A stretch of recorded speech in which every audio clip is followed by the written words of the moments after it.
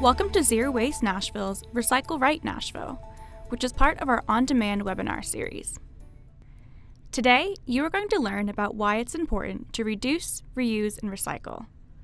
You'll learn how recycling works here in Nashville and Davidson County, and how to recycle right.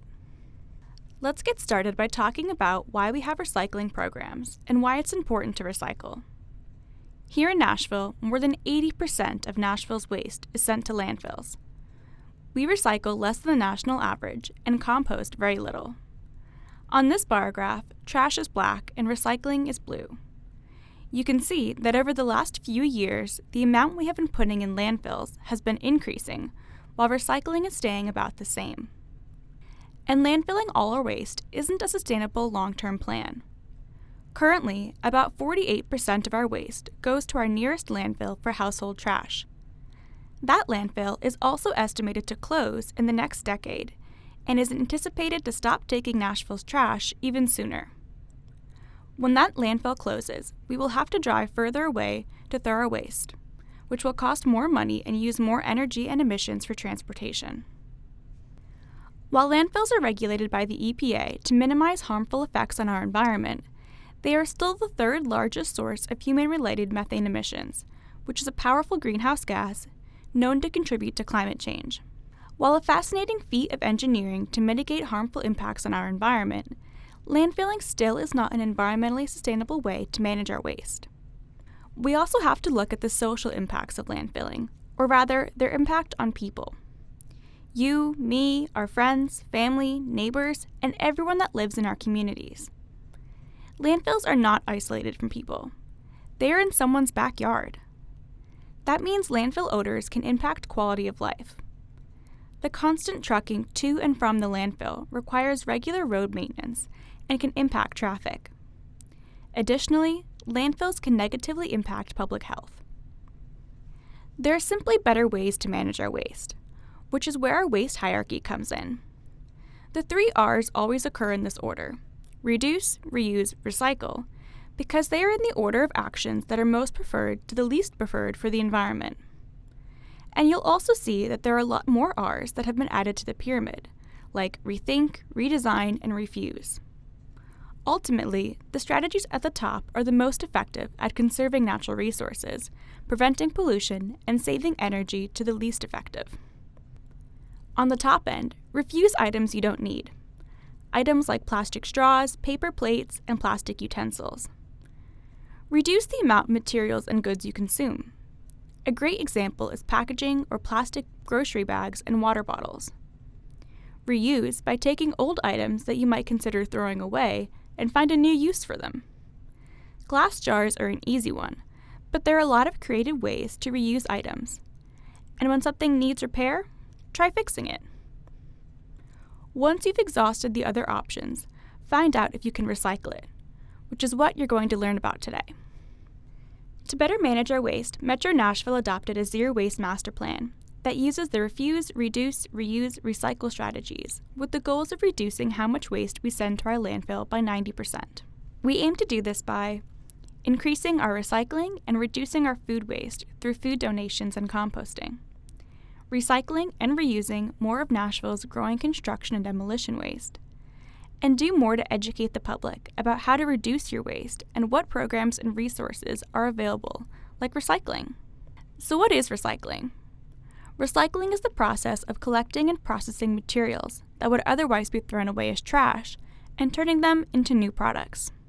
Historically, we've been managing our waste in a linear system that extracts raw materials, makes a product, then we use the product, throw it away, and start all over again. Recycling closes that loop and allows us to create new items with existing materials. By recycling, we are able to greatly reduce the waste we send to landfill, conserving our natural resources, reducing energy use, and preventing pollution, all while supporting our local and regional economy. Collection is the first step to recycling, and in Nashville, Metro has 2 collection programs. We offer curbside cart collection to over 140,000 households, and we have 14 locations for dropping off recycling. This gives every resident in Davidson County the access and ability to recycle. Our curbside recycling program provides up to 3 green recycling carts per eligible household, and all materials accepted curbside go into the same bin. In your curbside bin, you can put the following materials. For curbside recycling, we accept paper and cartons. That includes things like soup and milk cartons, magazines, newspaper, and junk mail. Cardboard. Cardboard boxes and cardboard tubes from paper towels or toilet paper. Food and drink cans. This includes soda cans, soup cans, and other food cans. For a lot of other metals, you can take them to one of our convenience centers and drop them off with our scrap metal recycling program. Finally, in your curbside bin, you can recycle plastic bottles, jars, and jugs. You can keep the caps on any of these items, but spray nozzles need to be removed and discarded into the trash. Never put glass in your curbside carts. Glass can be recycled at a drop-off site.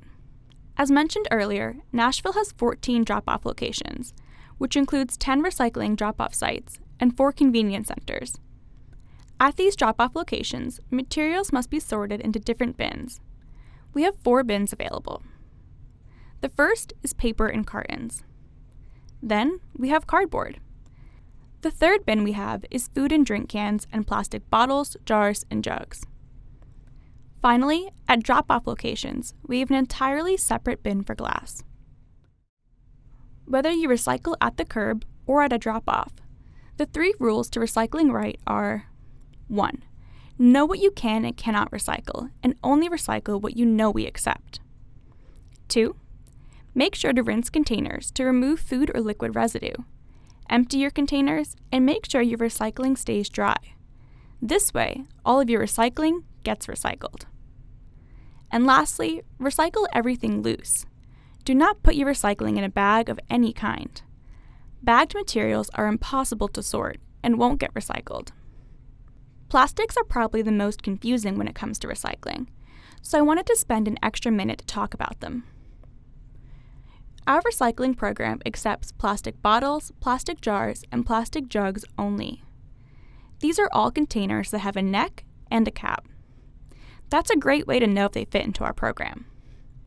Plastic bottles are things like water bottles, soda bottles, shampoo bottles, that all have a tapered neck at the top and a cap that screws or snaps on. Plastic jars like mayonnaise or peanut butter jars, spice jars, or even large plastic coffee containers. These containers have a wide neck with a cap or a lid. And plastic jugs, like milk jugs, juice jugs, or detergent jugs, again have a neck and a cap, but also have a handle. These are the only plastic items that are currently accepted in our recycling program that are actually getting recycled and are being made into new goods and products. Again, these containers should be emptied, rinsed, set to dry, and put the cap back on. So now that you know what recycling is and what can be recycled, let's talk about how recycling works. Recycling is determined by 2 questions. Can it be sorted, and can it be sold? We'll start with what can be sorted. For curbside recycling, all your recyclables are tossed into one bin and mixed together. They don't have to be separated. This type of collection program is very common across the country for municipal recycling programs because it makes it easier on you. However, this type of program requires more effort to sort on the back end. We contract with WM to sort our recycling, and this is a diagram of the recycling facility. WM uses a combination of machinery, technology, and staff to sort our recycling. All trucks are weighed on the way in and on the way out so we can properly record how much material is coming into the facility. After being weighed, the truck comes around to the tipping floor, where all the collected material is tipped out onto the floor. As you can see, the materials are all mixed together. Next, equipment transports the material to the conveyor belt and the drum feeder to begin the sorting process. At the front of the conveyor belt, staff are ready to grab items that can't be recycled that can damage the equipment, like plastic bags. If items like bubble wrap, plastic film, or plastic bags make it to the equipment, they can get tangled and shut down the process until someone is able to cut them out by hand. Next, the first material to be sorted is cardboard. Cardboard flies over the cardboard screens and is filtered out. Then, people again try to pull out any non-recyclables that accidentally made it through the screens. The rest of the material continues on the conveyor belt to the paper screens. Once again, people try to pull out any trash that accidentally made it through the screens. The remaining material keeps going on the conveyor belt to another drum feeder, where they are shaken once again. As you can see, materials like shredded paper are taken out at this step, because the paper screens are unable to collect that material. Shredded paper should not be put in your curbside recycling cart, but it's okay to put it in the paper bins at drop-off sites. After being shaken, the material will continue on the belt until it reaches an optical sorter. Using a laser, the plastic bottles and jars are identified on the line and are shot up using an airstream to capture this material. The rest of the plastics are then sorted by hand. Plastic jugs that are colored are separated from uncolored jugs, because the jugs that have not been dyed are worth more to manufacturers. Then, the conveyor belt brings the rest of the material to a magnet, where steel cans and lids, like soup cans, are pulled off the belt. An eddy current will pull out any aluminum drink cans, like soda cans. Anything that hasn't been sorted at this point is trash and will be sent to a landfill. The collected material that was able to be sorted will continue to a baler, where it will be compacted and bound with a steel wire into cubes. Equipment will then load these baled materials onto a truck, where they will be sold to a manufacturer. Glass is the only recyclable that does not go to the sorting facility or go through a sorting process. Glass is kept entirely separate from other recyclables and is taken to a separate storage bay in a completely different location. From there, once enough glass is collected, it is loaded onto trucks to be sold.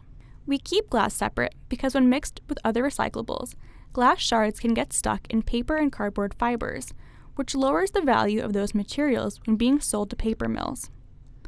Glass is also dangerous to the sorting facility staff. This is why we do not accept glass in curbside carts. However, for those of you interested, there are private glass recycling collection services that are available for a fee. The recycling facility here in Nashville is designed with specific equipment to sort specific materials that our contractors know have a value as a raw material for recycling and can be sold to make a profit. If items can't be sorted, unfortunately, they aren't able to be recycled in our program. The three main barriers in the sorting process includes items that break the machinery, items that are too small, and items that could be dangerous to go through the sorting machinery. Plastic bags and bagged recycling are the #1 offender of what we find in recycling containers that is not accepted in our program. Please leave these items out. They get caught in the machinery and cannot be sorted. Staff do their best, as you saw in the video, to pull these out by hand at the start of the sorting process, but periodically are required to shut everything down and cut bags out of the machinery by hand. Some items simply can't be effectively sorted by the machinery because they are too small. Small items fall through the machinery and end up being swept off the floor and sent to landfill. Caps, for example, should either be thrown out or reattached to their container before placing in your recycling bin. Never place them loose in the bin. Glass placed in curbside bins not only can't be recycled, it is also dangerous to staff here at the sorting facility. With so much heavy equipment and materials moving very quickly through the process, glass will break and can harm those on the line sorting items by hand. The next thing that determines whether or not something can be recycled is whether or not it can be sold. Just because something has a recycling symbol on it does not mean it can be recycled. There must be a demand on the manufacturer's side for something to ultimately be recyclable. That's why some items that have a recycling symbol on them still aren't recyclable. Nashville's recycling program works to ensure that all accepted materials are being recycled into new products and do not end up in a landfill. This is why Nashville's recycling program only accepts certain items. The southeastern United States has a very robust recycling system, and here in Nashville, all of our recycling stays in the southeast to support our local and regional recycling. But because the process of recycling relies on manufacturers to turn these recyclables into new products, it's important to note that not everything is recyclable for a lot of different reasons. One of the biggest reasons so many plastics aren't recyclable is that manufacturers aren't making anything out of the material. Plastics can't be recycled more than a few times, and they cannot be recycled in the same quality that it once was. So eventually, plastic is too weak to recycle and won't be used to make a new product. Also, just like the sorting process requires the right equipment, there might not be a manufacturer with the right equipment to process the raw material. This is why we want you to untrain yourself to see these symbols as a symbol of recyclability. These do not mean that something is recyclable, and for the most part, they're just confusing. I can say with certainty that right now, all 3 through 7 plastics are not recyclable in Nashville, but not everything with a 1 or a 2 is recyclable. So, forget the numbers, and just remember plastic bottles, plastic jars, and plastic jugs. Even with these simple rules, we understand that recycling can be confusing.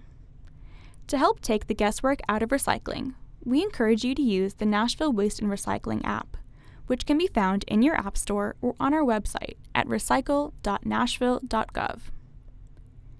Using the app, you can check your collection schedules, sign up for collection reminders, and use the Waste Wizard to search materials to find out if you can recycle them.